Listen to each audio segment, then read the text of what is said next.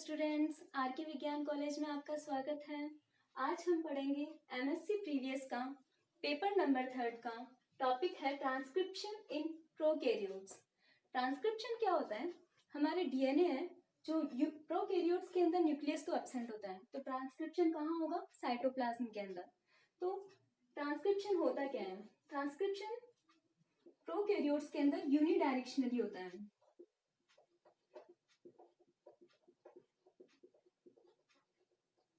Unidirectionally mean क्या है कि हमारा डीएनए है,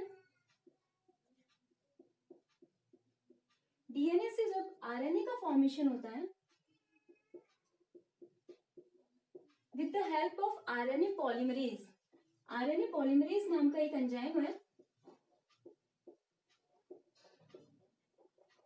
जो डीएनए से आरएनए का सिंथेसिस करता है। उस प्रोसेस को हम बोलते हैं ट्रांसक्रिप्शन। ये आरएनए पॉलीमरेज क्या होता है? पॉलीमराइज करता है डीएनए को आरएनए के फॉर्म में। तो हम इसको एक और नाम बोल सकते हैं, DNA dependent RNA polymerase, RNA synthesis.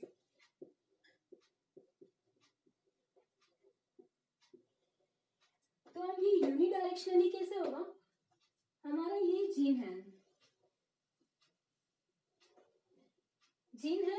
Gene के अंदर 3 टाइप होते हैं। एक तो होता है प्रमोटर, 3 सीक्वेंस प्रेजेंट होती है जीन के अंदर। एक होता है प्रमोटर, सेकंड होता है कोडिंग एंड थर्ड है टर्मिनेटर।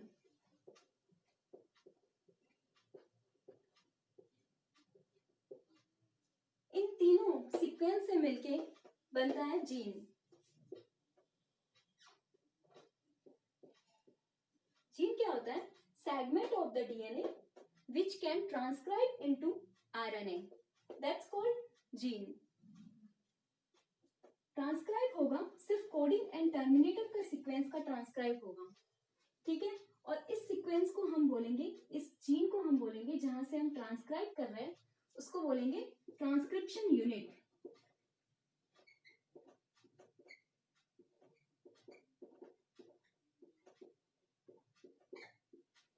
ट्रांसक्रिप्शन यूनिट क्या है कि हम जो जीन को ट्रांसक्राइब कर रहे हैं प्रमोटर से लेके उसके टर्मिनेटर तक के सीक्वेंस को हम बोलते हैं ट्रांसक्रिप्शन यूनिट।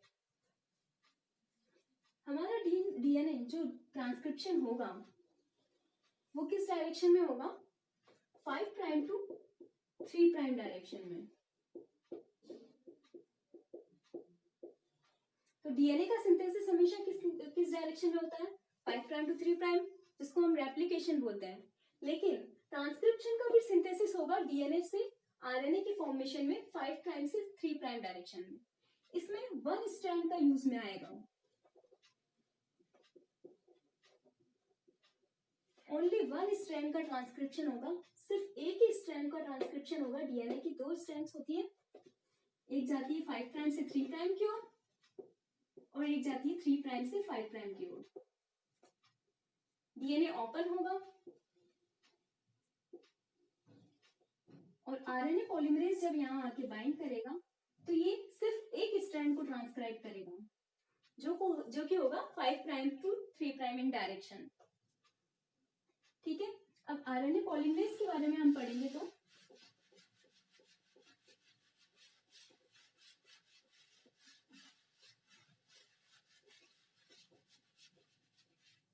आरएनए पॉलीमरेज ये हमारा एंजाइम है, RNA polymerase.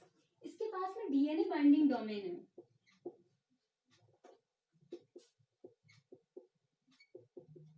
DNA binding domain,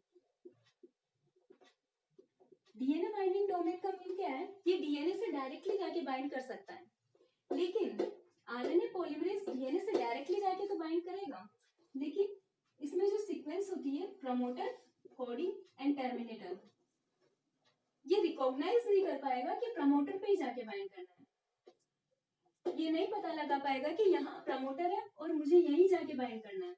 ये यहाँ कोडिंग सीक्वेंस पे भी जाके बाइंड कर सकता है, टर्मिनेटर सीक्वेंस पे भी जाके बाइंड कर सकता है। तो ये ना एक शॉर्ट फॉर्म में डीएनए का फॉर्मेशन करता है। अगर ये कोडिंग सीक्वेंस पे किसी भी सीक्वेंस कहीं पे भी जाके बाइंड कर सकता है। इसे नहीं पता कि प्रमोटर कहाँ है, प्रमोटर को रिकॉग्नाइज नहीं कर पाता ये। तो इसके लिए प्रमोटर को रिकॉग्नाइज करने के लिए ट्रांसक्रिप्शन फैक्टर्स का यूज करते हैं। प्रोकैरियोट्स में ट्रांसक्रिप्शन फैक्टर्स हैं सिग्मा। सिग्मा ट्रांसक्रिप्शन फैक्टर है, इसके दो डोमेन हैं। एक तो डीएनए बाइंडिंग डोमेन जो कि डीएनए से जाके बाइंड करेगा। दूसरा क्या है, आरएनए पॉलीमरेज बाइंडिंग डोमेन।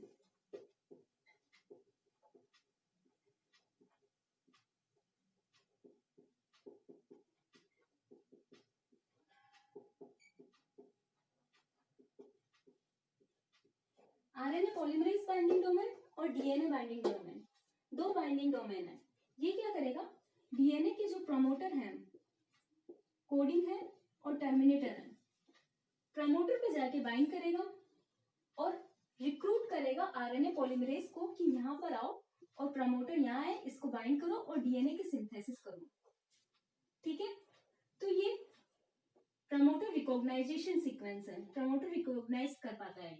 लेकिन आरएनए पॉलीमरेज प्रमोटर को रिकॉग्नाइज नहीं कर पाता, वो कहीं पे भी जाके बाइंड कर सकता है। मतलब प्रमोटर है, टर्मिनेटर है, कोडिंग है एंड टर्मिनेटर है। जरूरी नहीं है कि आरएनए पॉलीमरेज के पास में डीएनए बाइंडिंग डोमेन तो है, लेकिन वो कोडिंग सीक्वेंस पे जाके बाइंड कर जाएगा, तो हमारा डीएनए सिर्फ इतना सा सिंथेसाइज होगा। आरएनए जो सिंथेसाइज होगा वो इतना सा होगा, मतलब कि शॉर्ट फ्रेगमेंट में आरएनए सिंथेसाइज होगा। जब हम इसको जेल इलेक्ट्रोफोरेसिस करेंगे, जेल इलेक्ट्रोफोरेसिस करने पे क्या आएगा, हमारे स्मीयर अपीयर होंगे। मतलब कि कोई डीएनए छोटा डीएनए बना, कोई थोड़ा बड़ा डीएनए बन गया, कोई यहाँ पे आरएनए पॉलीमरेज आके बाइंड कर दिया तो थोड़ा ज्यादा बड़ा डीएनए बन गया। तो हर बैंड के डीएनए बनेंगे। लेकिन जब सिग्मा ट्रांसक्रिप्शन फैक्टर प्रमोटर पे आके बाइंड करेगा और आरएनए पॉलीमरेज को रिक्रूट करेगा कि यहाँ प्रमोटर है और यहाँ आके बाइंड करो, तो डीएनए का सिंथेसिस होगा वो फुल होगा। तो जब हम जेल इलेक्ट्रोफोरेसिस करेंगे, जेल इलेक्ट्रोफोरेसिस करने पे हमको सिर्फ एक बैंड अपीयर होगा, सेम लेंथ के डीएनए फॉर्मेशन होगा। तो ये है आरएनए पॉलीमरेज का।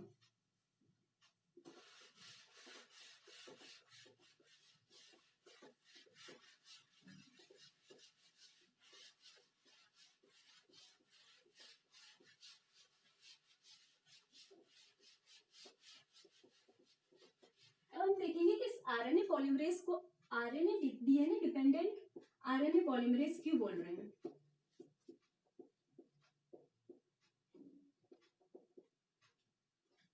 अगर डीएनए से आरएनए का फॉर्मेशन हो रहा है तो हम इसको डीएनए से डिपेंडेंट, डीएनए के डिपेंडेंट आरएनए पॉलीमरेज, आरएनए को पॉलीमराइज करने वाला, तो इसको हम बोलेंगे डीएनए डिपेंडेंट आरएनए पॉलीमरेज। लेकिन किसी किसी वायरस में आरएनए जेनेटिक मटेरियल होता है, तो आरएनए के फॉर्मेशन को लिए, आरएनए से आरएनए को फॉर्मेशन होता है, उसको हम बोलते हैं आरएनए डिपेंडेंट आरएनए पॉलीमरेज।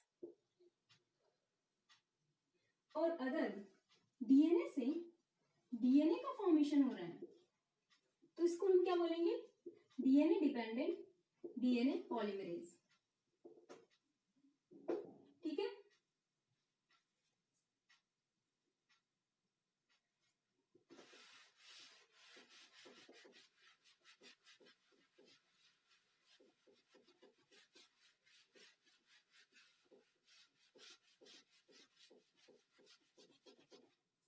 अब जो हमने बताया कि ये प्रमोटर है, कोडिंग है एंड टर्मिनेटर है, जीन है हमारा। जीन क्या होता है, जो कि ट्रांसक्राइब कर पाता है आरएनए को। ठीक है, segment of the DNA that can transcribe into RNA, इसको बोलते हैं जीन। ठीक है, अब हम देखेंगे कि यूकैरियोट्स में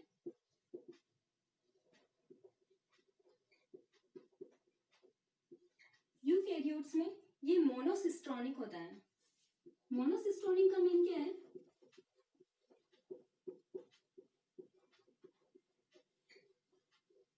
मोनोसिस्टोनिक का मीन क्या है कि सिर्फ एक segment transcription unit, only one transcription unit is present.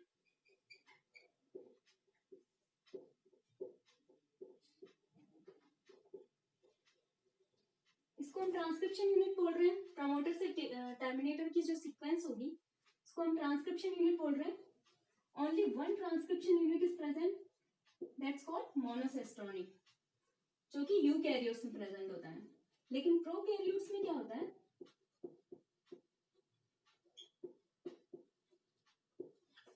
Prokaryotes में ये पॉलीसिस्टोनिक होता है.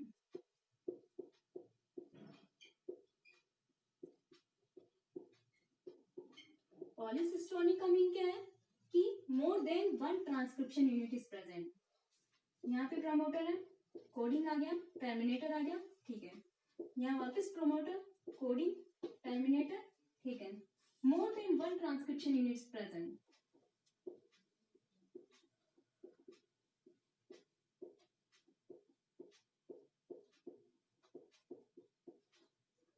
जिसको बोलेंगे पॉलीसिस्टोनिक. अब हम देखेंगे ट्रांसक्रिप्शन प्रोसेस.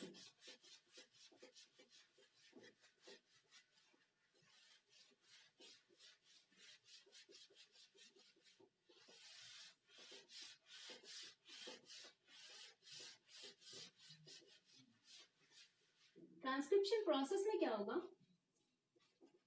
जो आरएनए पॉलीमरेज है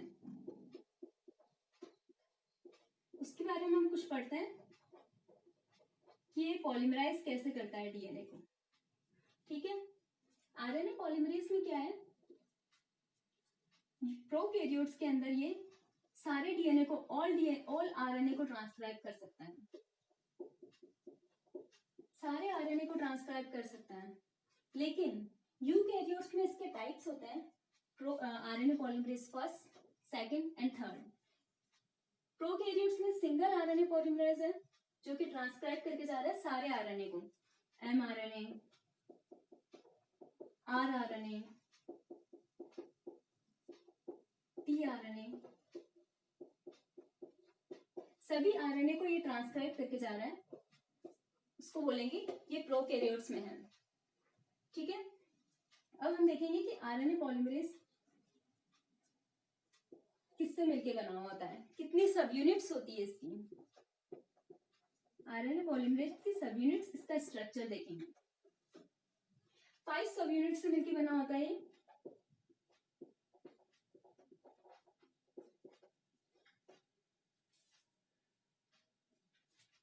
2 अल्फा,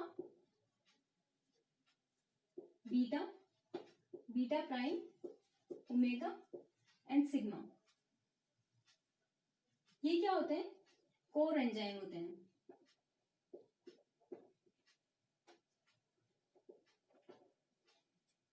कोर एंजाइम अगर सिग्मा फैक्टर से जाके बाइंड करता है तो उसको हम बोलते हैं होलो एंजाइम. कोई भी कोर एंजाइम है उसको अगर हम को फैक्टर से बाइंड कराएंगे, सिग्मा फैक्टर, ट्रांसक्रिप्शन फैक्टर से जाके बाइंड कराएंगे तो वो मिलके बनेगा होलो एंजाइम. अब हम इसकी प्रोसेस देखेंगे. सिग्मा फैक्टर में भी बहुत सारे टाइप्स होते हैं. फर्स्ट है बेसिक ट्रांसक्रिप्शन फैक्टर. सेकंड है specific transcription factor.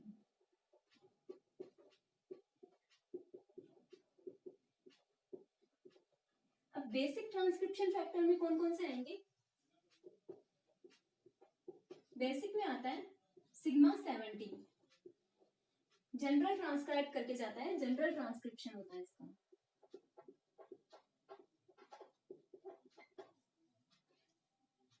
Specific transcription factors के अंदर आते हैं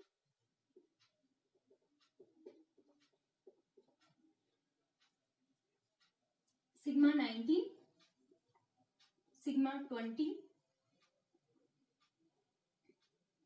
to sigma 28, sigma 32, sigma 38 and sigma 54.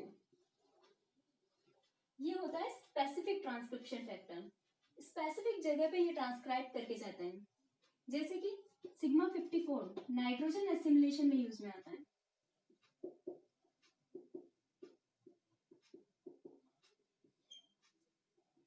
Sigma 28 flagella के सिंथेसिस के लिए यूज में आता है। सिग्मा 32 हीट स्ट्रेस के लिए यूज में आता है। हीट स्ट्रेस जो भी प्रोटीन होते हैं उसके ट्रांसक्रिप्शन के लिए यूज में आता है सिग्मा 32। तो ये स्पेसिफिक ट्रांसक्रिप्शन फैक्टर है जो स्पेसिफिक जगह पे यूज में आ रहे हैं। लेकिन सिग्मा 70 है जनरल ट्रांसक्रिप्शन फैक्टर है। सिग्मा 70 हर जगह यूज में आता है। सिग्मा 19 है वो यूज में आता है एसिमिलेशन में। सिग्मा 38 किसमें यूज में आ रहा है? ऑक्सीडेशन एंड ऑक्सीडेटिव रेस्पॉन्स,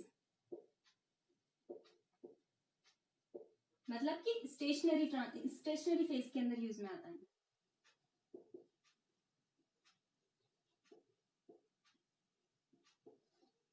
अब हम देखेंगे इसके प्रोसेस क्या है।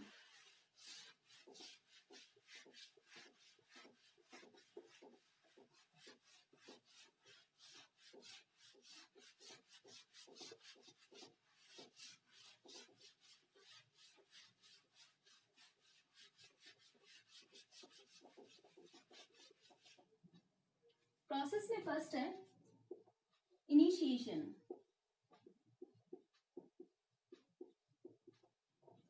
सेकंड है इलोंगेशन,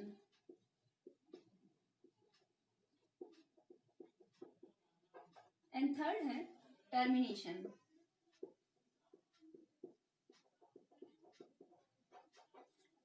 इनिशिएशन में क्या है कि जो प्रमोटर है उसके ऊपर सिग्मा आके बाइंड करेगा। सिग्मा बाइंड करने के बाद में आरएनए पॉलीमरेज आके बाइंड करेगा और दो राइबो न्यूक्लियोटाइड आके बाइंड करेंगे जैसे कि COT। इनके बीच में फॉस्फोडाइस्टर बॉन्ड फॉर्मेशन होगा, हाइड्रोजन बॉन्ड फॉर्मेशन होगा, मतलब कि 1 फॉस्फोडाइस्टर बॉन्ड फॉर्मेशन हो जाएगा। तो ये है इनिशिएशन की प्रोसेस। इलोंगेशन में क्या है कि आरएनए का सिंथेसिस कंटिन्यूअस हो जाएगा, उसमें इलोंगेशन में इलोंगेशन फैक्टर्स वर्क करेंगे कुछ।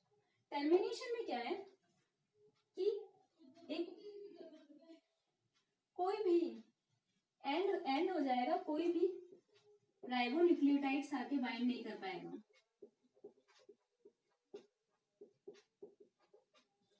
कोई भी राइबोन्यूक्लियोटाइड्स आके बाइंड नहीं कर पाएगा। उस सीक्वेंस को हम बोलेंगे टर्मिनेशन सीक्वेंस, जहां पर हमारा डीएनए का आरएनए का सिंथेसिस टर्मिनेट हो जाएगा। उस सीक्वेंस को हम बोलेंगे टर्मिनेशन सीक्वेंस और उस प्रोसेस को बोलेंगे टर्मिनेशन प्रोसेसिंग।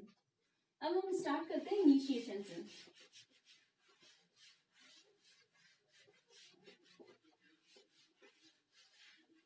इनिशिएशन में ये प्रमोटर है, ये कोडिंग है एंड ये टर्मिनेटर है। अब हम इसका अल्ट्रा स्ट्रक्चर देखेंगे प्रमोटर का, कि प्रमोटर की सीक्वेंस कैसी होती है।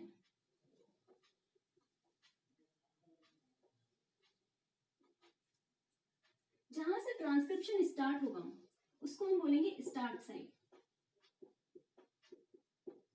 जो कि कोडिंग सीक्वेंस में प्रेजेंट होगी। इसके आगे होगा +1, मतलब कि एक न्यूक्लियोटाइड प्रेजेंट होगा कोडिंग सीक्वेंस का, +2 एंड +3। और स्टार्ट साइट के पीछे -1 -2। ठीक है, अगर हम स्टार्ट साइट के इस डायरेक्शन में जाते हैं तो वो होता है अपस्ट्रीम रीजन। और अगर स्टार्ट साइट के यहां से कोडिंग सीक्वेंस स्टार्ट है, जो कि ट्रांसक्राइब करके जाएगा, जो सीक्वेंस ट्रांसक्राइब करके जाएगा वो कोडिंग सीक्वेंस यहां से स्टार्ट है। तो स्टार्ट साइड के पॉजिटिव साइड में अगर हम जाते हैं तो वो होता है डाउनस्ट्रीम रीजन।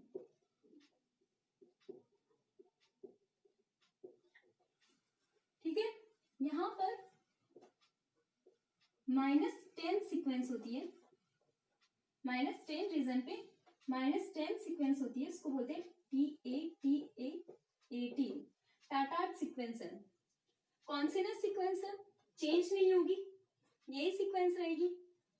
6 है हेक्सामर कॉन्सोनेंट सीक्वेंस, इसको हम बोलते हैं हेक्सामर। हेक्सामर क्यों, 6 की सीक्वेंस है, कॉन्सोनेंट सीक्वेंस, हेक्सामर कॉन्सोनेंट सीक्वेंस। अब इस -10 सीक्वेंस को हम एक और बोल सकते हैं प्रिडनाउ बॉक्स।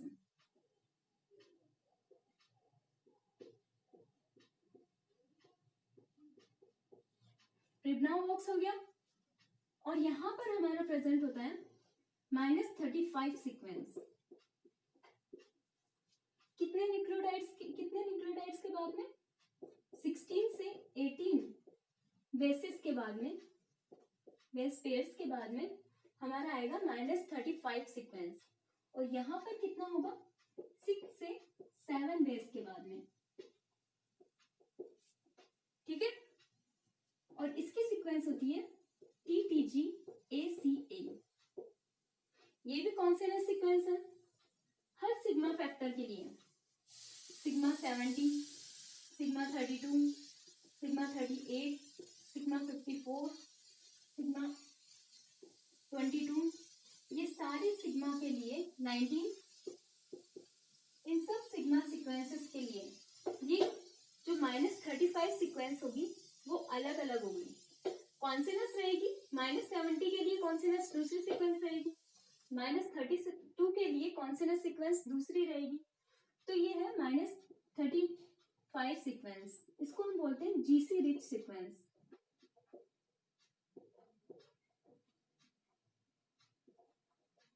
इसको बोलेंगे GC बॉक्स, क्योंकि ये ग्वानिन और साइटोसिन रिच सीक्वेंस है, इसको हम बोलेंगे GC बॉक्स। और इसे हम बोलेंगे AT rich sequence.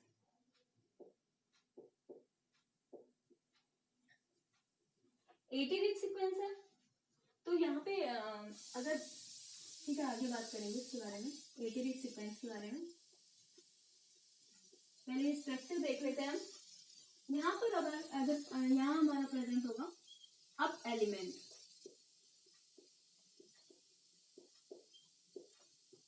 Up element क्या है, अपस्ट्रीम प्रमोटर एलिमेंट। यहाँ पर ये क्या करेगा, जो हमारा RNA पॉलीमरेज है उसकी अल्फा सब यूनिट से जाके बाइंड करेगा और प्रमोटर को बनाएगा स्ट्रॉन्ग। अगर ये RNA पॉलीमरेज है जो है ना अप यूनिट से जाके बाइंड नहीं करा, तो वो वीक प्रमोटर होगा। वीक प्रमोटर मतलब ट्रांसक्राइब करेगा, बहुत कम छोटे छोटे RNA को ट्रांसक्राइब करेगा। और अगर अप एलिमेंट से जाके बाइंड कर जाता है ये RNA पॉलीमरेज, तो ये स्ट्रॉन्ग प्रमोटर होगा और ये सेम लेंथ के सीक्वेंस को, सेम लेंथ के RNA को ट्रांसक्राइब करके जाएगा। और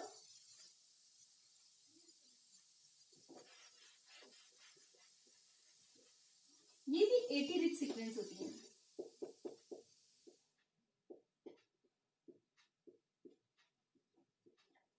AT रिच सीक्वेंस होगी ये भी। अब हम देखेंगे आगे AT रिच सीक्वेंस में क्या है, इसकी मेल्टिंग जल्दी से हो जाएगी। मेल्टिंग मतलब अगर कोई DNA है, इसको हम हीट कराते हैं तो ये सिंगल स्ट्रैंडेड DNA में कन्वर्ट हो जाता है। तो AT रिच सीक्वेंस की मेल्टिंग इजीली क्यों हो जाती है, क्योंकि एक एडेनिन और थायमिन के बीच में सिर्फ 2 डबल बॉन्ड होते हैं, लेकिन साइटोसिन एंड ग्वानिन के बीच में 3 डबल बॉन्ड होते हैं। तो 3 डबल बॉन्ड को टूटने में टाइम लगेगा, हीटिंग ज्यादा देनी पड़ेगी। तो ये है एटी रिच सीक्वेंस है, इसकी मेल्टिंग जल्दी से हो जाती है क्योंकि सिर्फ 2 डबल बॉन्ड प्रेजेंट है, ठीक है, जिसकी वजह से मेल्टिंग होने के बाद में इसकी ओडी इंक्रीज हो जाएगी, ऑप्टिमल डेंसिटी इंक्रीज हो जाती है। जो डबल स्ट्रैंडेड डीएनए है हमारा, उसका ऑप्टिमल डेंसिटी हाई होती है as compare to single stranded DNA. ऐसा क्यों होता है? क्योंकि double stranded DNA pairing form में है, एडेनिन थाइमिन से पेयर है, साइटोसिन ग्वानिन से पेयर है, तो ये तो ऑलरेडी पेयरिंग सीक्वेंस में है। लेकिन सिंगल स्ट्रैंडेड डीएनए,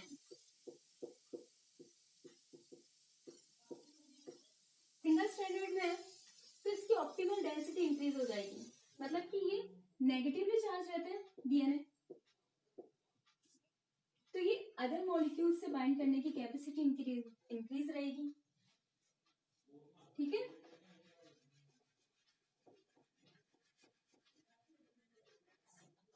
ये है हमारा प्रमोटर सीक्वेंस का। अब क्या करेगा, इसके ऊपर सबसे पहले सिग्मा फैक्टर आके बाइंड करेगा। सिग्मा फैक्टर क्या करेगा, -35 सीक्वेंस पे और -10 सीक्वेंस पे आके बाइंड करेगा। तो सिग्मा फैक्टर के 2 डोमेन होंगे। ये आ गया हमारा सिग्मा फैक्टर। सिग्मा फैक्टर का क्या वर्क था, ये रिकॉग्नाइज करता है प्रमोटर को, जो कि आरएनए पॉलीमरेज प्रमोटर को रिकॉग्नाइज नहीं कर पाता है, ठीक है। इसका फर्स्ट डोमेन है वो होगा 4.2, जो कि -35 सीक्वेंस से जाके बाइंड करेगा, और सेकंड डोमेन है 2.1, जो कि 80 रिच सीक्वेंस पे जाके बाइंड करेगा, -10 सीक्वेंस पे जाके बाइंड करेगा। हमें कैसे पता चलेगा कि ये डोमेन है वो -2 सीक्वेंस है सिग्मा फैक्टर का, वो -35 सीक्वेंस पे जाके बाइंड कर गया है, और -2.1 सीक्वेंस है जो कि -10 सीक्वेंस पे जाके बाइंड कर गया है। तो हम क्या करेंगे इसमें, अगर हम इसमें -4.2 की जो सीक्वेंस है उसमें कोई भी आर्जिनिन या फिर सेरिन वगैरह होता है, इसके अंदर म्यूटेशन कर देते हैं। म्यूटेशन करने पे क्या होगा, इसकी जो केडी है, अगर केडी इंक्रीज हो जाती है, केडी की वैल्यू इंक्रीज हो जाती है, मतलब कि डिसोसिएशन इंक्रीज हो जाता है। म्यूटेशन हो गया 4.2 में, तो अगर म्यूटेशन कर देंगे हम, इसको म्यूटेटेड कर देंगे, तो सिग्मा फैक्टर यहाँ पे आके बाइंड नहीं कर पाएगा। बाइंड नहीं कर पाएगा तो इसकी केडी क्या होगी, डिक्रीज हो जाएगी, डिसोसिएशन इंक्रीज हो जाएगा, यहाँ से डिसोशिएट हो जाएगा ये। और अगर हम 4.1 में म्यूटेशन कर देते हैं तो इसकी केडी क्या होगी, सेम रहेगी, क्योंकि 4.1 तो बाइंड ही नहीं कर रहा है, 4.1 से तो सिग्मा फैक्टर बाइंड ही नहीं कर रहा है, तो इसकी केडी पे तो कोई फर्क ही नहीं पड़ेगा, डिसोसिएशन होगा ही नहीं इसका। 4.1 पे नहीं बाइंड कर रहा है, 4.2 पे बाइंड कर रहा है, इसलिए अगर 4.2 में अगर हम म्यूटेशन कर देते हैं तो ये क्या होता है, इसकी केडी डिक्रीज हो जाती है, डिसोसिएशन डिक्रीज हो जाता है। अगर यहाँ पर हम देखेंगे 2.1 सीक्वेंस है, इसमें हमने म्यूटेशन कर दिया। म्यूटेशन करने के बाद में क्या हुआ, इसकी ऑप्टिमल डेंसिटी है वो सेम रही, ऑप्टिमल डेंसिटी सेम रही, और अगर हमने म्यूटेशन नहीं किया, ऐसे ही 2.1 है, तो इसकी ऑप्टिमल डेंसिटी इंक्रीज हो गई। ऐसा क्यों हुआ, 2.1 पे ये बाइंड करेगा, आरएनए पॉलीमरेज यहाँ आके बाइंड करेगा और इसको ट्रांसक्राइब करेगा, तो ये इसकी 80 रिच सीक्वेंस है, मेल्टिंग इजी हो जाएगी, मेल्टिंग इजीली हो जाएगी, सिंगल स्ट्रैंडेड में कन्वर्ट हो जाएगा, ये सिंगल स्ट्रैंडेड में कन्वर्ट हो जाएगा, तो इसकी ऑप्टिमल डेंसिटी इंक्रीज हो जाएगी। लेकिन अगर हम इसमें म्यूटेशन कर रहे हैं तो इसकी ऑप्टिमल डेंसिटी तो सेम रहेगी, ना ये इंक्रीज हो पाएगी ना डिक्रीज, तो इस पे कोई फर्क ही नहीं पड़ेगा। इसलिए हमने इस एक्सपेरिमेंट करके ही हमने पता लगाया कि हाँ, इस तरह से हम है ना पता लगा सकते हैं कि है ना 4.2 सीक्वेंस ही यहाँ पे आके बाइंड करेगा, 4.1 आके बाइंड नहीं करेगा, 2.1 सीक्वेंस यहाँ आके बाइंड करेगा, जो कि -10 सीक्वेंस है। अब हम देखेंगे आगे।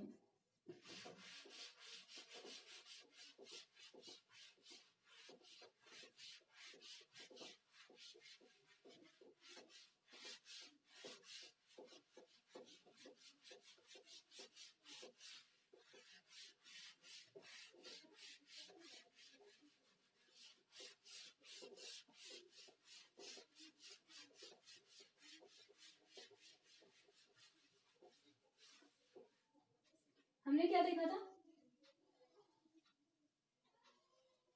ये प्रमोटर है, ये कोडिंग है एंड ये टर्मिनेटर है।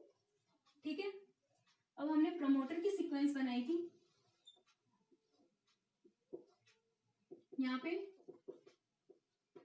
टाटार्ट सीक्वेंस है जिसको -10 सीक्वेंस बोला था हमने। यहाँ कौन सी सीक्वेंस थी, TTG-ACA जिसको -35 सीक्वेंस बोला था हमने। और यहाँ पर क्या प्रेजेंट है, अप एलिमेंट प्रेजेंट है जो कि स्टार्टिंग साइट है, यहाँ पे स्टार्ट साइट है, इससे 40 to 60 न्यूक्लियोटाइड 60 बेसिस दूर है। ठीक है, ये इसकी डिस्टेंस हो गई, ये हो गया अप एलिमेंट।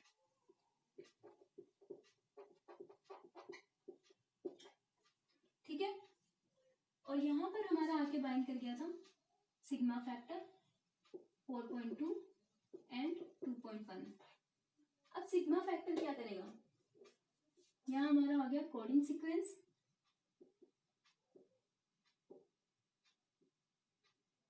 और यहाँ पर आ गया हमारा टर्मिनेटर। ठीक है, अब क्या करेगा, सिग्मा फैक्टर है वो रिक्रूट करेगा आरएनए पॉलीमरेज को, कि आरएनए पॉलीमरेज को बोलेगा यहाँ आओ और यहाँ प्रमोटर है और यहाँ पे जाके बाइंड करो। ठीक है, तो यहाँ पर आरएनए पॉलीमरेज आएगा और यहाँ आके बाइंड करेगा।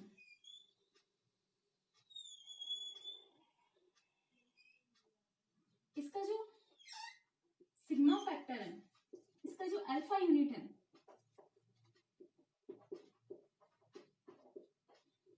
आरएनए पॉलीमरेज की अल्फा यूनिट है वो अप एलिमेंट से जाके बाइंड करेगी, और अगर ये बाइंड नहीं करती है तो क्या होगा, ये वीक प्रमोटर होगा, मतलब कि शॉर्ट सेगमेंट ऑफ आरएनए का सिंथेसिस करेगा।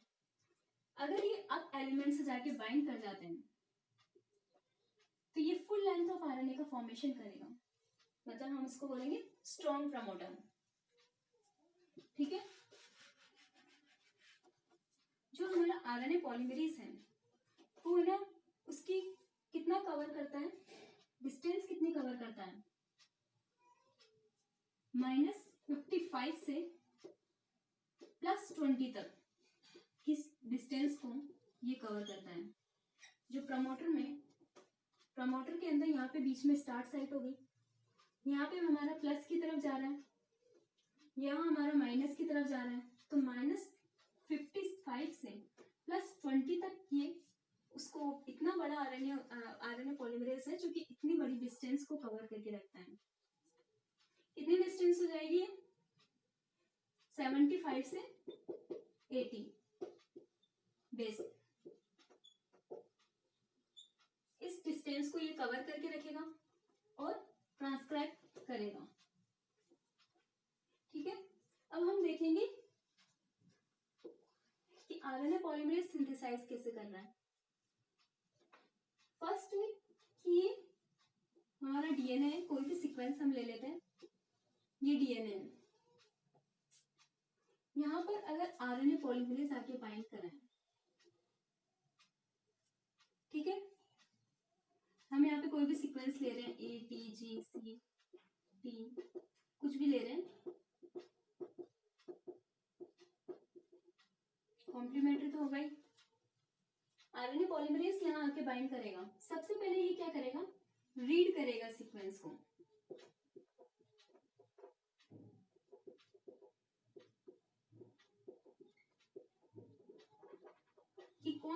न्यूक्लियोटाइड, कौन सा न्यूक्लियोटाइड यहाँ प्रेजेंट है उसको रीड करेगा और रिक्रूट करेगा, मतलब कि लेके आएगा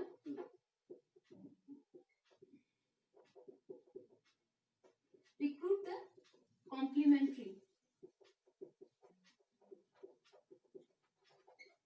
इसकी कॉम्प्लीमेंट्री जो न्यूक्लियोटाइड होगा उसको रिक्रूट करेगा।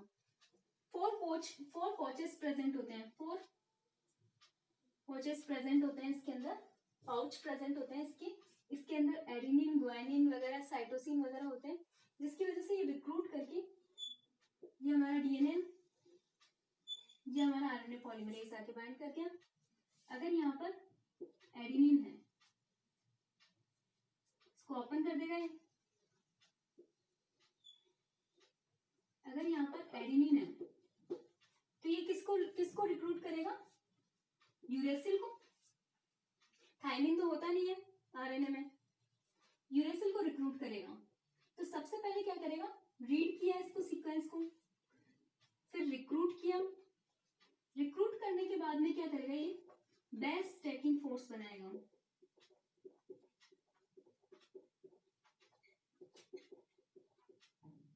बेस स्टैकिंग फोर्स क्या होता है, हाइड्रोफोबिक बॉन्ड होता है। हाइड्रोफोबिक बॉन्ड मतलब कि नॉन कोवैलेंट बॉन्ड होता है, जो यहाँ पर इनके बीच में non covalent bonding, non covalent bonding base stacking force बनने के बाद में आएगा। थर्ड, फोर्थ में क्या होता है कि इसमें हाइड्रोजन बॉन्ड का फॉर्मेशन होगा, यहाँ पर इनके बीच में हाइड्रोजन बॉन्ड बनेगा। हाइड्रोजन बॉन्ड बनने के बाद में ये क्या करेगा, फिर से रीड करेगा अगली सीक्वेंस को, यहाँ पे टी है तो फिर से ये रीड करेगा अगली सीक्वेंस को, रिक्रूट करेगा एडेनिन को, hydrogen bond base stacking force आएगा, हाइड्रोजन बॉन्ड को फॉर्मेशन करेगा, फिर बाद में लास्ट में ये करेगा फॉस्फोडाइस्टर बॉन्ड का फॉर्मेशन, इन दोनों के बीच में फॉस्फोडाइस्टर बॉन्ड का फॉर्मेशन करेगा। इसीलिए इसको आरएनए पॉलीमरेज को प्राइमर की जरूरत नहीं पड़ती है। मेन यही था इसको बताने का रीजन कि आरएनए पॉलीमरेज को प्राइमर की जरूरत नहीं पड़ती है। जब हम रेप्लिकेशन कर रहे थे, पिछले वीडियो में हम जब रेप्लिकेशन कर रहे थे, डीएनए से डीएनए का सिंथेसिस कर रहे थे, तो हमें प्राइमर की जरूरत पड़ रही थी। क्यों? क्योंकि डीएनए पॉलीमरेज क्या कर रहा था, यही कर रहा था, रीड कर रहा था सीक्वेंस को, रिक्रूट कर रहा था, बेस स्टैकिंग फोर्स बना रहा था, लेकिन वो पहले फॉस्फोडाइस्टर बॉन्ड बनाता, फिर बाद में हाइड्रोजन बॉन्ड बनाता। और फॉस्फोडाइस्टर बॉन्ड बनाने के लिए क्या चाहिए होता है, 3 प्राइम OH चाहिए होता है, जो एग्जिस्ट पहले से प्रेजेंट हो 3 प्राइम OH ग्रुप, तभी वो फॉस्फोडाइस्टर बॉन्ड बना सकता है। इसीलिए आरएनए डीएनए पॉलीमरेज को क्या जरूरत थी, प्राइमर की रिक्वायरमेंट थी, जो कौन पूरी करके जा रहा था, प्राइमेज एंजाइम पूरी करके जा रहा था। और प्राइमेज एंजाइम क्या है, आरएनए पॉलीमरेज। इसीलिए यही बताने का रीजन था कि आरएनए पॉलीमरेज को प्राइमर की जरूरत नहीं होगी, वो खुद सिंथेसाइज कर सकता है। और जो फर्स्ट न्यूक्लियोटाइड होगा, जो फर्स्ट न्यूक्लियोटाइड जो आरएनए पॉलीमरेज बना के जाएगा, उसमें 3 फॉस्फेट प्रेजेंट होंगे। क्यों?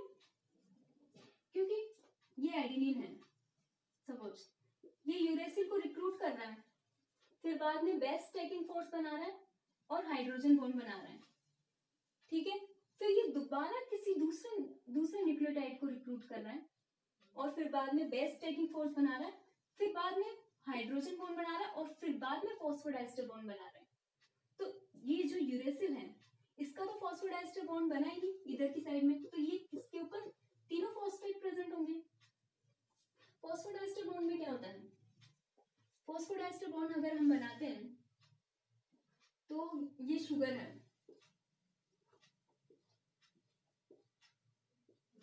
ये OH ग्रुप होता है,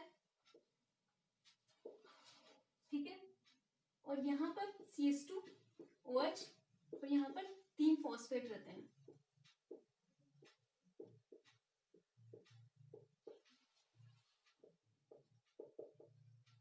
O- डबल बॉन्डो, O- डबल बॉन्डो, और O-। ठीक है, यहाँ पे 3 फॉस्फेट ग्रुप प्रेजेंट है और दूसरा फॉस्फोडाइस्टर बॉन्ड बनेगा इन दोनों के बीच में CH2OH OP। यहाँ पर ये फॉस्फोडाइस्टर बॉन्ड बनेगा, यहाँ का H रिलीज होगा, डबल बॉन्ड O-। यहाँ का H पहले वाले न्यूक्लियोटाइड्स का हाइड्रोजन रिलीज होगा और यहाँ से पायरोफॉस्फेट रिलीज होगा।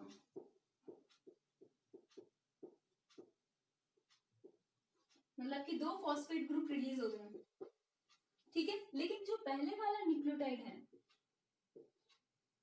उसने तो ऊपर हाइड्रोजन बॉन्ड, उसने तो फॉस्फोडाइस्टर बॉन्ड किसी से बनाया ही नहीं, ये हमारा, उसने फॉस्फोडाइस्टर बॉन्ड किसी से बनाया ही नहीं, तो इसमें क्या है 3 फॉस्फेट प्रेजेंट रहते हैं। और डीएनए पॉलीमरेज में क्या होता है, प्राइमर की जरूरत पड़ती है, तो प्राइमर से ये फॉस्फोडाइस्टर बॉन्ड बना लेता है, जिसकी वजह से अल्फा फॉस्फेट ही प्रेजेंट रहता है इसके ऊपर। लेकिन आरएनए पॉलीमरेज में alpha, beta and gamma, first nucleotide पे अल्फा, बीटा, गामा तीनों पॉलीमरेज प्रेजेंट रहेंगे, तीनों फॉस्फेट ग्रुप प्रेजेंट रहेंगे।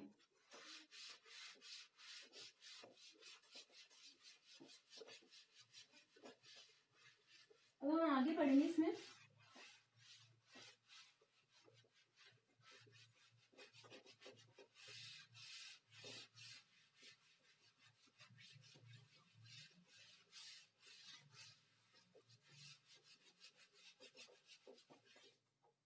सपोज एक एक्सपेरिमेंट करते हैं, कोई भी सीक्वेंस है डीएनए की, यूनियनरी AGTC GGGGTC A।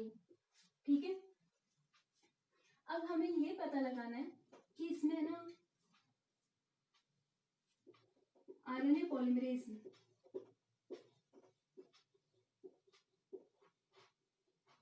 जो पॉलीमराइज करके जा रहा है, तो इसका स्टार्टिंग का जो न्यूक्लियोटाइड है,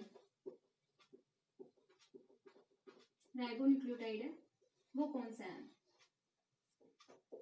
जो डीएनए होगा उसका जो स्टार्टिंग का जो हमारा होगा, स्टार्टिंग जहां से स्टार्टिंग होगी, जैसे कि ये स्टार्ट साइट है, स्टार्ट साइट के अगला न्यूक्लियोटाइड हमें पता लगाना है कि ये कौन सा होगा। तो हम इससे पता लगा सकते हैं, क्योंकि आरएनए पॉलीमरेज होता है, उसके फर्स्ट न्यूक्लियोटाइड में तीनों फॉस्फेट ग्रुप प्रेजेंट रहेंगे। तो अगर हम जो बीटा और गामा वाला फॉस्फेट है उसको रेडियो लेबल करेंगे, तो हमें पता लग जाएगा ऑटो रेडियोग्राफी में कि हाँ, कि है ना थायमीन है, वो फर्स्ट न्यूक्लियोटाइड है। स्टार्टिंग साइट का फर्स्ट न्यूक्लियोटाइड कौन सा होगा, थायमीन होगा। कैसे पता लगाएंगे, हमारा जो फॉस्फेट ग्रुप है, फर्स्ट न्यूक्लियो स्टार्टिंग साइट में स्टार्टिंग वाले न्यूक्लियोटाइड है, उसके अंदर तीनों फॉस्फेट ग्रुप प्रेजेंट है। तीनों फॉस्फेट ग्रुप प्रेजेंट है तो बीटा और गामा वाला फॉस्फेट भी प्रेजेंट होगा। लेकिन बाकी के न्यूक्लियोटाइड्स के अंदर जो फॉर्मेशन होगा आरएनए का, उसके अंदर सिर्फ अल्फा फॉस्फेट प्रेजेंट होगा। तो एक ही न्यूक्लियोटाइड ऐसा होगा, राइबोन्यूक्लियोटाइड, जिसके अंदर तीनों फॉस्फेट ग्रुप प्रेजेंट होंगे। तो इस वजह से हम बीटा और गामा को रेडियो लेबल करके हम पता लगा सकते हैं कि कौन सा फर्स्ट न्यूक्लियोटाइड था। ठीक है,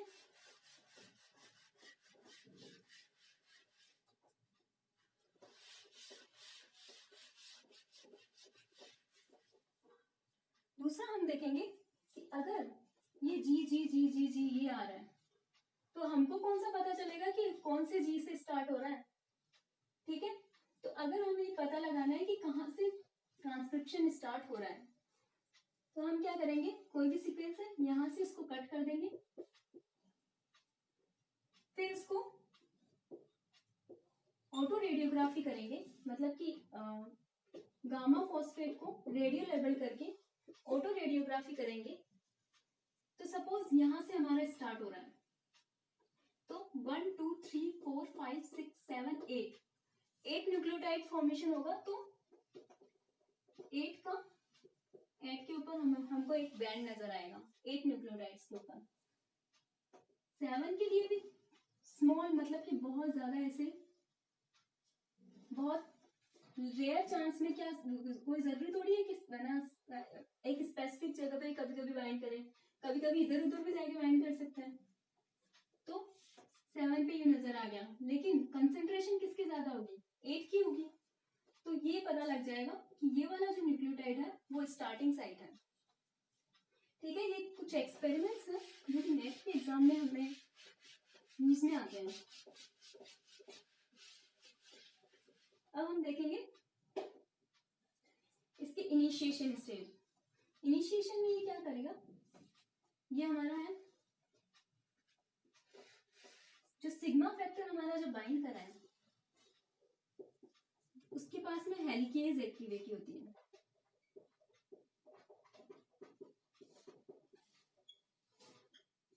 हेलिकेज एक्टिविटी का मीन क्या है, ये जो डबल स्ट्रैंडेड डीएनए है उनके बीच में जो हाइड्रोजन बॉन्ड है उनको ब्रेक करके ये सिंगल स्ट्रैंडेड ओपन बना देगा इसको। तो ये ओपन कॉम्प्लेक्स फॉर्मेशन हो जाएगा। ये हमारा सिग्मा फैक्टर है 4.2, 2.1। यहाँ पर हमारा आरएनए पॉलीमरेज आके बाइंड कर रखा है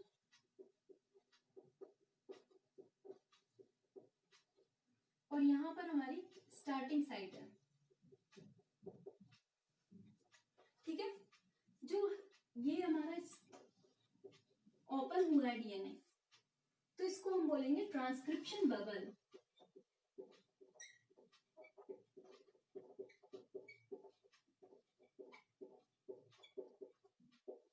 इसको क्या बोला हमने, ट्रांसक्रिप्शन बबल। जो ट्रांसक्रिप्शन बबल होगा ये कितना होगा, 12 to 14 बेस पेयर तक होगा। 12 से 14 बेस पेयर तक ये ओपन होगा। ओपन कॉम्प्लेक्स बोलेंगे इसको हम।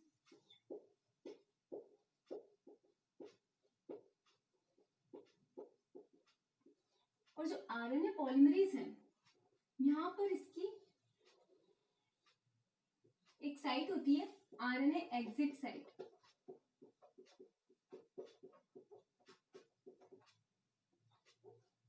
ये 5 प्राइम टू 3 प्राइम मान लेते हैं, ये 5 प्राइम टू 3 प्राइम मान लेते हैं। ठीक है, उल्टा कर देते हैं इसको, 3 प्राइम से 5 प्राइम, ये 3 प्राइम से 5 प्राइम, कुछ भी कर लो, क्या फर्क पड़ता है। तो आरएनए एग्जिट साइट है ये। आरएनए एग्जिट साइट है, जो आरएनए यहाँ पे बनेगा वो कहाँ जाएगा, आरएनए से एग्जिट होके जाएगा। ठीक है, अभी यहाँ आरएनए का फॉर्मेशन हुआ नहीं है। अब हम देखते हैं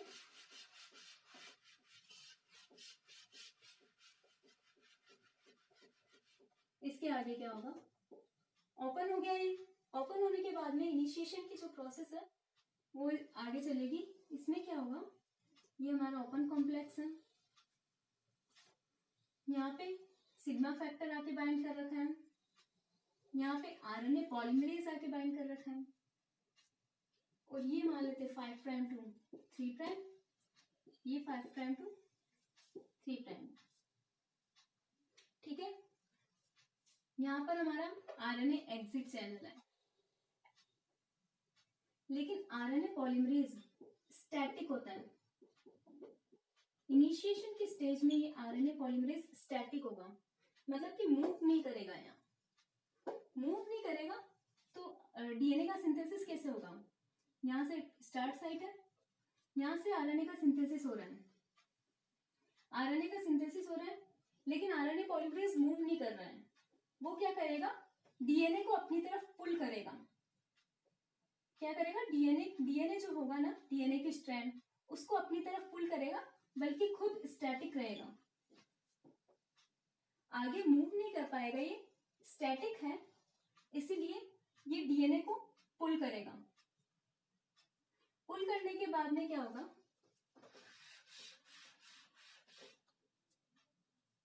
इसी में बना लेते हैं।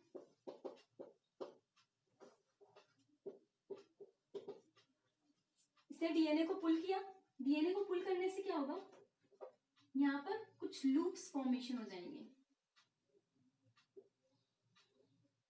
इसको क्या बोलेंगे हम, जो डीएनए को पुल कर रहा है, डीएनए को खींच रहा है, अपनी तरफ खींच रहा है ये, तो उसको बोलेंगे स्क्रंचिंग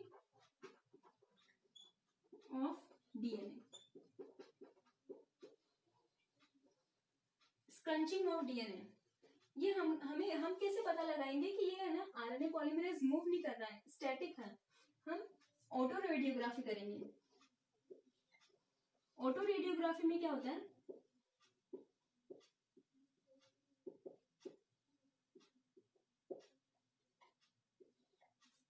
ऑटो रेडियोग्राफी में क्या होगा कि हम है ना ये पता लगा सकते हैं कि जो आरएनए पॉलीमरेज है कहां से कहां तक आके बाइंड कर रखा है। तो अगर इसमें ये -55 से +20 तक आके बाइंड कर रखा है सपोज, तो ये इसका ये बाइंडिंग रहेगी। बाद में क्या होगा, ये डीएनए को पुल करेगा, डीएनए को पुल करेगा, इसकी स्टार्टिंग साइड तो सेम रहेगी कहां से इसने स्टार्ट किया, लेकिन ये इंक्रीज होती जाएगी -55, यहां से ये +40 तक पहुंच गई सपोज। तो ये इंक्रीज होते जा रही है, मतलब कि स्टार्टिंग साइट इसकी सेम है, स्टार्टिंग वाला जो न्यूक्लियोटाइड से ये जाके बाइंड कर रखा है वो सेम है, लेकिन डीएनए का जो डीएनए को पुल कर रहा है ये, तो ये ना ज्यादा डीएनए को अपने अंदर कवर कर पा रहा है, इसकी वजह से इसकी जो लास्ट वाली न्यूक्लियोटाइड की है वो इंक्रीज हो जाएगी। इस वजह से ये इसको बोलेंगे स्क्रंचिंग ऑफ डीएनए, डीएनए को पुल कर रहा है। फिर बाद में क्या होगा,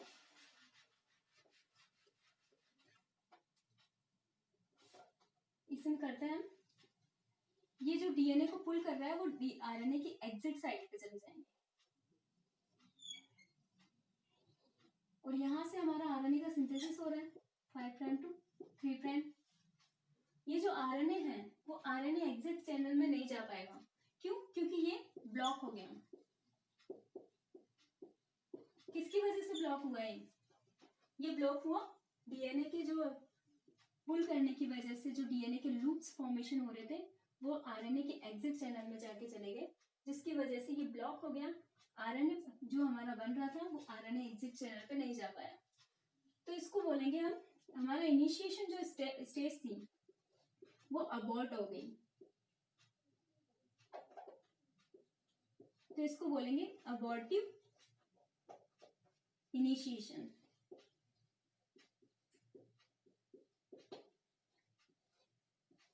यहां से आरएनए पॉलीमरेज रिमूव हो जाएगा और इनिशिएशन हमारा है वो स्टॉप हो गया, अबॉर्ट हो गया। क्यों? क्योंकि डीएनए के है ना आरएनए स्टैटिक है और डीएनए के लूप्स है वो आरएनए के एग्जिट चैनल में जाके आरएनए एग्जिट चैनल को ब्लॉक कर रहे हैं, अबॉर्टिव इनिशिएशन हो गया। लेकिन कभी कभी क्या होता है कि जो ये अबॉर्टिव इनिशिएशन है, आरएनए पॉलीमरेज है, अबॉर्टिव इनिशिएशन ना होके कभी कभी क्या होता है कि ये जो लूप्स हैं वो आरएनए पॉलीमरेज अपस्ट्रीम की तरफ एग्जिट कर देता है। आरएनए पॉलीमरेज क्या कर रहा है, कभी कभी, वैसे तो अबॉर्टिव इनिशिएशन होता है, कभी कभी क्या करता है कि ये जो लूप्स को है वो अपस्ट्रीम की तरफ एग्जिट कर देता है। कैसे एग्जिट करता है, इसकी मॉलिक्यूलर मैकेनिज्म अभी तक नॉन नहीं है, ठीक है।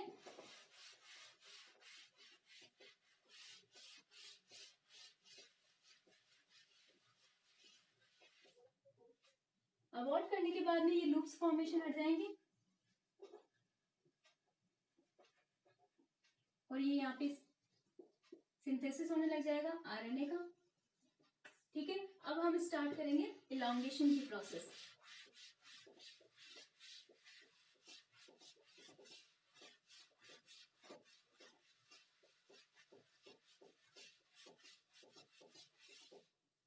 इलॉन्गेशन प्रोसेस में क्या है,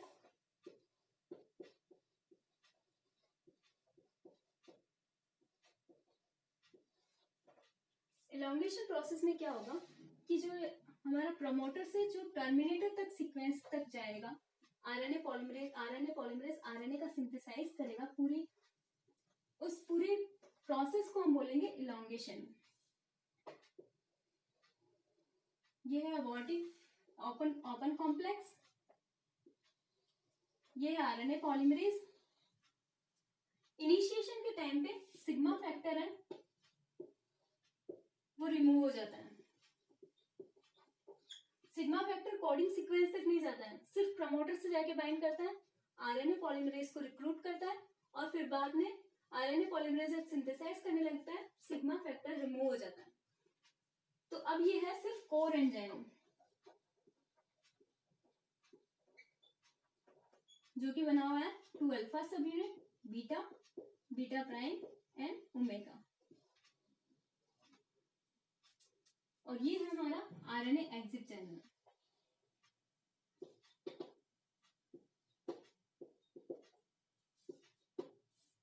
अब क्या होगा, जब एमआरएनए का सिंथेसिस होगा 5 प्राइम से 3 प्राइम डायरेक्शन में, ये आरएनए है वो यहाँ पे एग्जिट करेगा, सिंथेसिस होता जाएगा आगे तक और आरएनए फॉर्मेशन हो जाएगी। यहाँ पर हमारा आ गया termination sequence.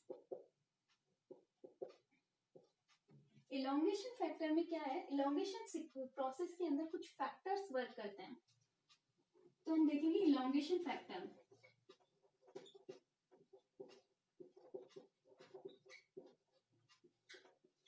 First elongation factor है GRE A and B। GRE A and B क्या है, जो हमारा जो आरएनए का सिंथेसिस हो रहा है यहाँ पे, कभी कभी क्या करते हैं, ये आरएनए का सिंथेसिस हो रहा है और ये जो डीएनए है अगर यहाँ पे पैलिंड्रोमिक सीक्वेंस आ जाती है तो ये लूप्स फॉर्मेशन कर देते हैं। मतलब कि खुद के स्ट्रैंड के साथ में ही है ना बाइंड कर जाते हैं, खुद के स्ट्रैंड के साथ में ये कॉम्प्लीमेंट्री सीक्वेंस बना लेते हैं। तो ये क्या होता है, इससे क्या होगा, टर्मिनेशन हो जाएगा। तो इस टर्मिनेशन को रोकने के लिए कुछ इलोंगेशन फैक्टर्स वर्क करते हैं जिसको बोलते हैं GRE A एंड B, और सेकंड है नस। तो इन दोनों को हम बोलेंगे एंटी टर्मिनेशन फैक्टर।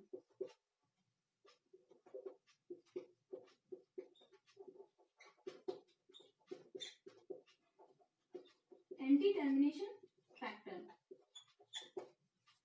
जो कि क्या करेगा, इस पे जाके बाइंड करेगा और 2 डोमेन प्रेजेंट होते हैं इसके,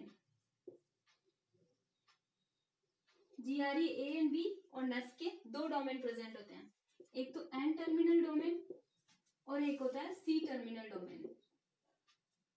N terminal C terminal domain तो क्या करेगा, जो आरएनए पॉलीमरेज है उसके बीटा प्राइम सब यूनिट से जाके बाइंड करेगा, और एन टर्मिनल डोमेन है वो किससे जाके बाइंड करेगा, जो हमारा ये सेकेंडरी स्ट्रक्चर बन रही है, सेकेंडरी स्ट्रक्चर बन रही है उससे जाके बाइंड करेगा। बाइंड करने के बाद में क्या करेगा, ये यहां से फॉस्फोडाइस्टर बॉन्ड को क्लीव करेगा, तो इसको हम बोलेंगे फॉस्फोडाइस्टरेज एक्टिविटी।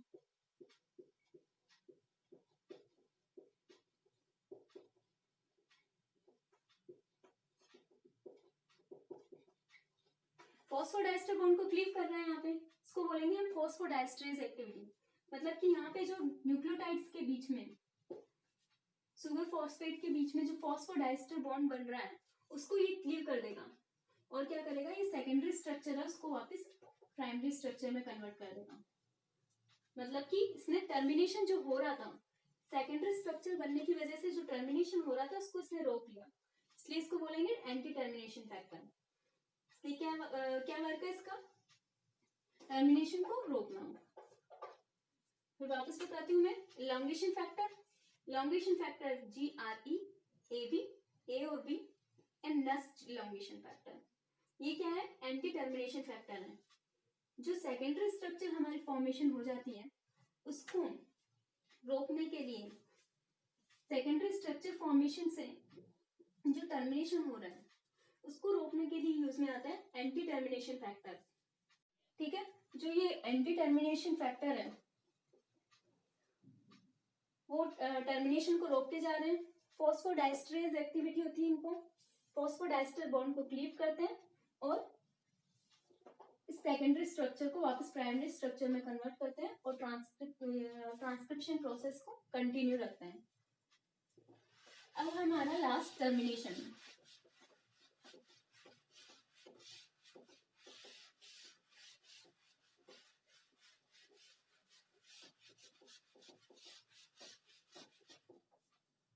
टर्मिनेशन फैक्टर में क्या, टर्मिनेशन की प्रोसेस में क्या होगा?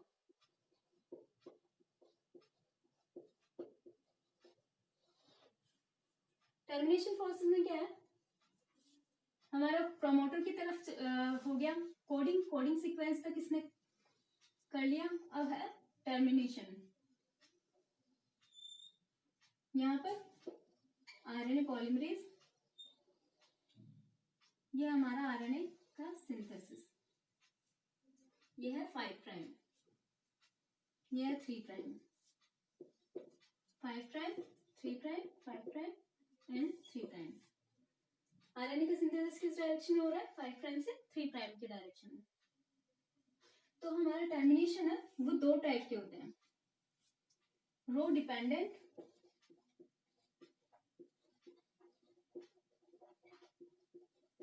And row independent.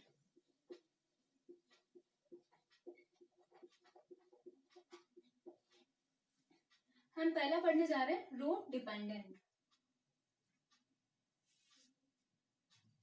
Row dependent पढ़ रहे हैं हम। रो डिपेंडेंट क्या है कि जो रो है, हमारा रो फैक्टर है, वो आरएनए के ऊपर जो रूट साइट होती है उसके ऊपर जाके बाइंड करता है। रूट साइट प्रेजेंट होती है आरएनए के ऊपर, तो उसके ऊपर रो फैक्टर है हमारा, वो जाके बाइंड करेगा। रो फैक्टर क्या होगा, इसके पास में हेलिकेज एक्टिविटी होगी।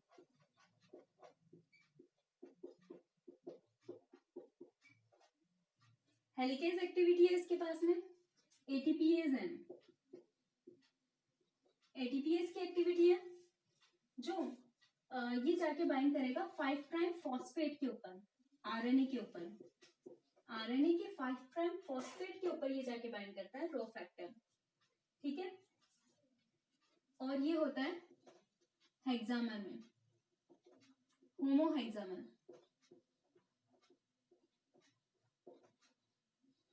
डीएनए से जाके बाइंड नहीं करेगा, आरएनए से जाके बाइंड करेगा। ये एटीपीएस एक्टिविटी होगी इसकी, 5 प्राइम फॉस्फेट के ऊपर जाके बाइंड करेगा। होमोहेक्सामर होता है और हेलिकेज की एक्टिविटी होती है इसकी। और ये होगी इसकी।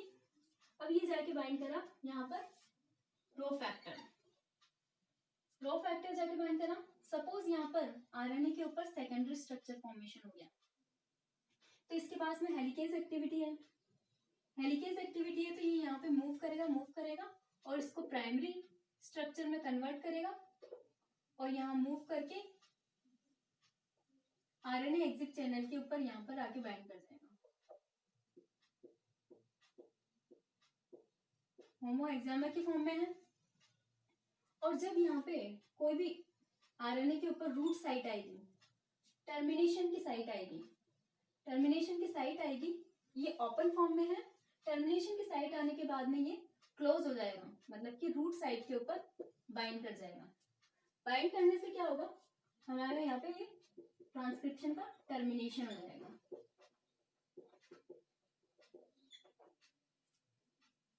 क्या किया, जो रो फैक्टर है वो जाके 5 प्राइम फॉस्फेट आरएनए के ऊपर जाके बाइंड किया है और इसके ऊपर मूव करके जो हमारा जो सेकेंडरी स्ट्रक्चर था उसको प्राइमरी स्ट्रक्चर में कन्वर्ट किया, क्योंकि इसके पास में हेलिकेज एक्टिविटी है। प्राइमरी स्ट्रक्चर में कन्वर्ट करने के बाद में ये आरएनए के एग्जिट चैनल के ऊपर जाके स्टेबल हो गया। जब रूट साइट आई, टर्मिनेशन की साइट आई, ओपन फॉर्म में है, ओपन फॉर्म में है, रूट साइट आई और उसने उसको बाइंड कर लिया। बाइंड करने से क्या हो गया, टर्मिनेशन हो गया। आगे आरएनए आगे सिंथेसाइज नहीं हो पाया और टर्मिनेशन हो गया, यहाँ से कट होके ये हमारा आरएनए फॉर्मेशन हो गया, ठीक है। और अब हम देखेंगे आरएनए इंडिपेंडेंट, रो इंडिपेंडेंट।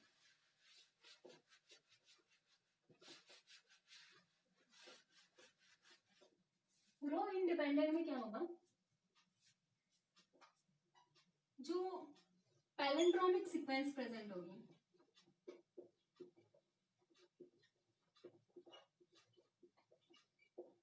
पैलेंड्रोमिक सीक्वेंस क्या होती है, कोई भी है ए जी सी टी, ए जी सी टी, ये सीक्वेंस है, फिर कोई जाके सीक्वेंस है और इसका कॉम्प्लीमेंट्री बन रहा है, यहाँ पे टी है तो यहाँ ए सी जी सी टी, ए जी सी और टी टी, इसका कॉम्प्लीमेंट्री, यहाँ जो सीक्वेंस है इसका इधर कॉम्प्लीमेंट्री आ रहा है, कॉम्प्लीमेंट्री आने की वजह से क्या होगा, ये वाला है ए, ये टी ए से जाके बाइंड कर जाएगा,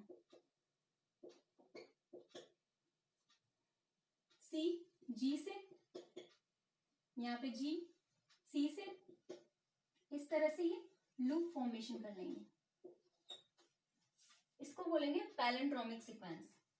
क्या होगा, यहाँ पे पैलेंड्रोमिक सीक्वेंस प्रेजेंट होगी, वो पैलेंड्रोमिक सीक्वेंस 20 न्यूक्लियोटाइड्स तक होगी, 20 न्यूक्लियोटाइड्स की पैलेंड्रोमिक सीक्वेंस यहाँ प्रेजेंट होगी, जिसमें ये क्या करेंगे, एक दूसरे की कॉम्प्लीमेंट्री सीक्वेंस एक स्ट्रैंड्स पे प्रेजेंट होगी, जिसकी वजह से ये लूप फॉर्मेशन कर लेंगे।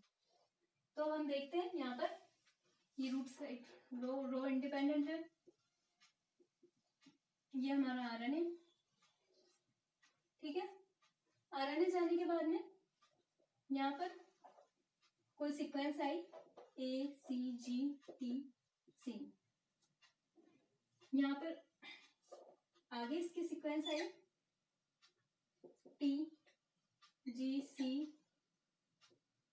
ए एन जी, टी नहीं यू आएगा, आरएनए है इसलिए, ठीक है, और 20 न्यूक्लियोटाइड्स के बाद में 6 to 7 न्यूक्लियोटाइड्स के बाद में इसमें पॉली यू प्रेजेंट होता है, पॉली यू मतलब कि you you you you you you, यहाँ पर इसकी कौन सी सीक्वेंस आएगी, you you you you you, और इधर क्या है ए ए ए ए ए, ठीक है, इस तरह की सीक्वेंस प्रेजेंट होती है।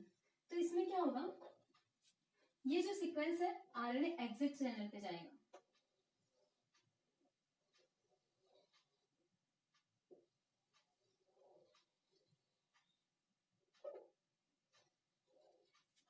आरएनए एग्जिट चैनल पे कौन सी सीक्वेंस आ गई, ए सी जी यू सी, ठीक है, यहाँ पे ये, और हमारी यहाँ ये एक सीक्वेंस आ गई यू जी सी ए जी, और यहाँ पे ये सीक्वेंस आ रही है पॉली यू, ठीक है, ये आरएनए सिंथेसिस हो रहा है, और अब क्या करेगा, ये इससे जाके कॉम्प्लीमेंट्री स्ट्रैंड बना लेगा, और ये आगे क्या होगा, ये जाएगा और यहाँ पर ये इससे बाइंड कर जाएगा, जी यू से बाइंड करेगा ए, फिर जी से सी जी और टी यू करके इस तरह से ये, और यहाँ पर ये थर्ड वाली स्ट्रैंड आ जाएगी, मतलब कि 3 स्ट्रैंड आरएनए एग्जिट चैनल में आ गई।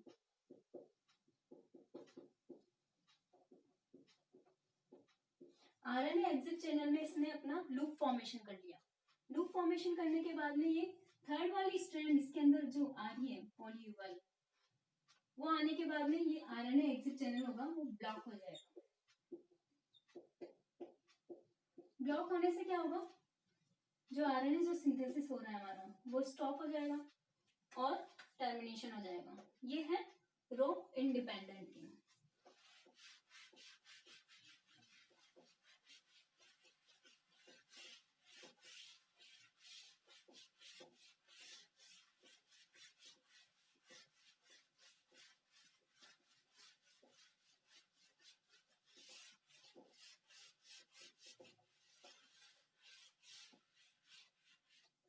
ठीक है, ये हो गया हमारा ट्रांसक्रिप्शन इन प्रोकैरियोट्स। अब हम देखेंगे कि जो आरएनए पॉलीमरेज है उसके टाइप्स, उसके सब यूनिट्स का रोल देखेंगे।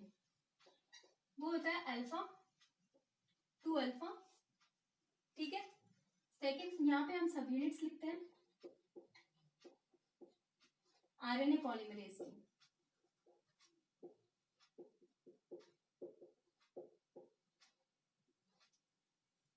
2 अल्फा सब यूनिट है, बीटा प्राइम है, बीटा सब यूनिट है, बीटा प्राइम है, ओमेगा है, एंड लास्ट है सिग्मा जो कि को फैक्टर है। इसको बोलेंगे कोर एंजाइम और इसको बोलेंगे को फैक्टर, ट्रांसक्रिप्शन फैक्टर। और ये इन दोनों को मिला के बोलेंगे होलो एंजाइम।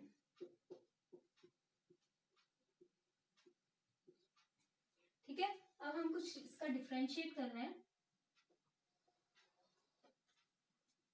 2 अल्फा, इसका जो मॉलिक्यूलर वेट होता है हम यहाँ लिखेंगे, जो जीन वर्क करती है इसके ऊपर वो हम यहाँ लिखेंगे, और इसके बाद में इसका फंक्शन लिखेंगे।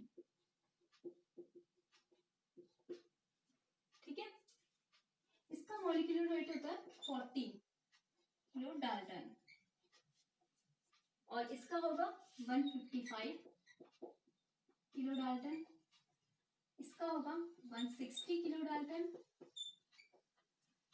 और सिग्मा का होगा 90 किलो डाल्टन। ठीक है, और जीन वर्क करेगी इसमें RPOA, RPOB, RPOC, RPO2 and RPOD। अब हम इसका फंक्शन देखते हैं। अल्फा सब यूनिट, अल्फा सब यूनिट का वर्क क्या होता है? असेंबली में वर्क करता है ये, असेंबली ऑफ कोर एंजाइम।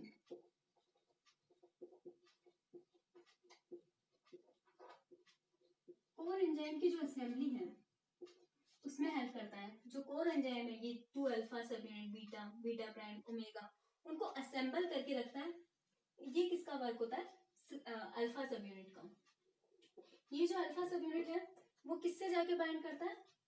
अब एलिमेंट से, अब एलिमेंट से जाके बाइंड करेगा और किसको स्ट्रॉन्ग बनाएगा? तो प्रमोटर को स्ट्रॉन्ग प्रमोटर बनाएगा। और क्या वर्क होता है इसका? असेंबल कर रहा था, अब एलिमेंट से जाके बाइंड कर रहा था। और अब हम देखेंगे बीटा का। बीटा क्या है? कैटालाइटिक एंजाइम है, मतलब कि पूरा ट्रांसक्रिप्शन का जो कैटालाइसिस है वो कौन करके जा रहा है? बीटा सब यूनिट। और बीटा प्राइम सब यूनिट है वो क्या करेगा? जो डीएनए था सिंगल स्ट्रैंडेड उसको स्टेबलाइज करके रखेगा, stabilize the single strand, single strand को स्टेबलाइज करके रखेगा कौन? Beta prime subunit. Omega क्या करेगा? असेंबल करेगा होलो एंजाइम को।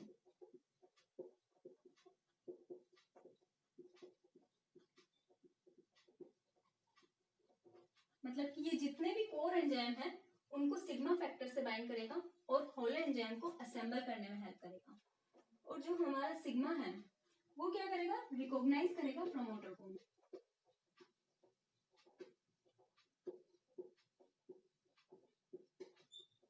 प्रमोटर को कौन रिकॉग्नाइज करके जा रहा है?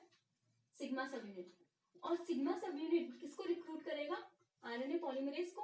तो इसको हम ये बोलेंगे कि ये भी हेल्प करता है प्रमोटर रिकॉग्नाइजेशन में, क्योंकि ये अब एलिमेंट से जाके बाइंड कर रहा है। ठीक है, और कुछ रेगुलेटरी फैक्टर से जाके बाइंड करता है।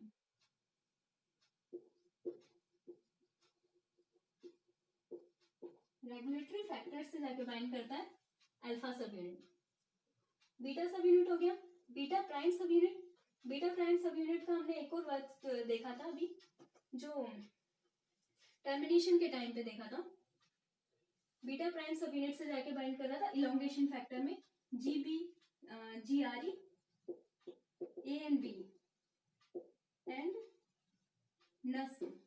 जो इलोंगेशन फैक्टर था उसका जो हमने देखा था अभी 2 डोमेन थे। उसका जो सी टर्मिनल डोमेन था वो बीटा प्राइम सब यूनिट से जाके बाइंड कर रहा था आरएनए पॉलीमरेज की। तो इसको इलोंगेशन में हेल्प हो रही थी बीटा प्राइम सब यूनिट से। ओमेगा क्या कर रहा है? होलो एंजाइम को असेंबल कर रहा है। और सिग्मा क्या कर रहा है? प्रमोटर को रिकॉग्नाइज कर रहा है। ये है हमारा आरएनए पॉलीमरेज का डिस्क्रिप्शन। ठीक है।